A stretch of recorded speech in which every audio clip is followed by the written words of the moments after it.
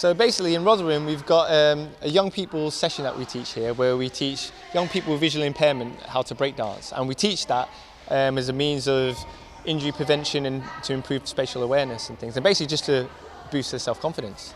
How difficult is it for someone who's visually impaired to dance?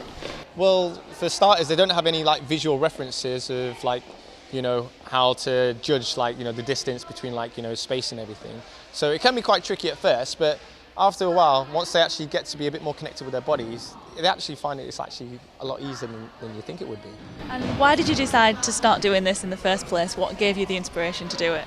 Well, we basically did a bunch of other research for a show that we're actually currently performing, and during that research we found out there was huge gaps. So for example, we thought, well, people with visual impairment, they lack spatial awareness and a lot of self-confidence, and breakdance seems to be an element that gives this. But we actually did a lot of research with the Partially Sighted Society up in Doncaster, and we found that a lot of people with visual impairment, they find breakdancing the most visible dance form to them. So in terms of the sheer dynamics of the dance form, it's a lot more visible than art forms such as contemporary dance and ballet dance and things. So that got us thinking, okay, right, so then we then started talking to a lady who only sees in 2D, and when she watched us breakdance live, she got an experience of what it's like to see in 3D, and she'd never ever had that experience before, and that's just by watching breakdance. She never had that with any other dance form.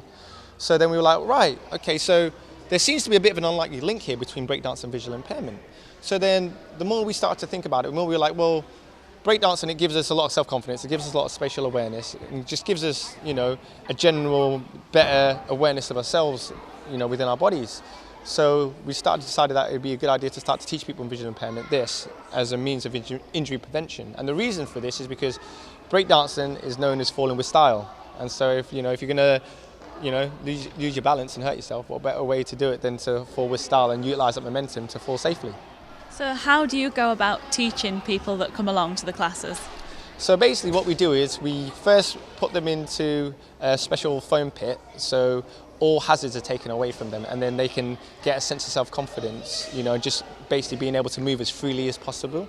So for example, they can fall in any direction they want and know that they're going to be landing in a safe place. So once they can do that, we then teach them how to fall safely in that environment. So once they've broken down all those negative barriers of being oh, I have to be extra cautious and extra careful and things, it really does give them a positive association with just their bodies and movement. So then from there we then transfer them down to the matted area, and then once they're on the matted area we then start to teach them the breakdance movements. Obviously the instructions we give them have to be very clear and very concise in order for them to understand what's the best means for them to be able to carry out the movements and things.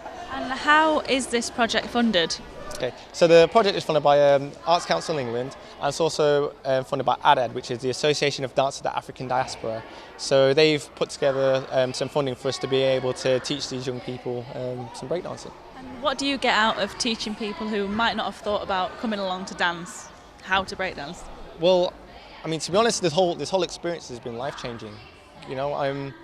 I've learned a lot about myself in terms of my creative practice. I've learned a lot about myself in terms of my awareness, not only as a dancer but also as a human being. And I think most importantly, it's made me realise that having a visual impairment is so much more than just the disability. It's actually a unique and valid way to see the world. Are you taking part in any future research in this area?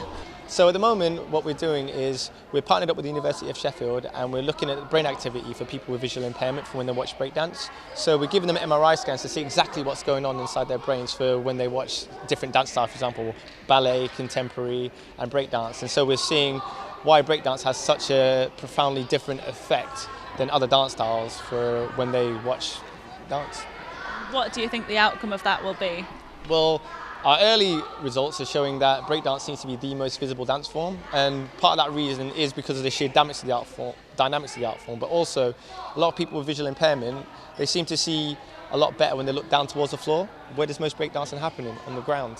So these are the results that we're getting so far, but we're going to keep pushing forwards and just to see where this ends up going.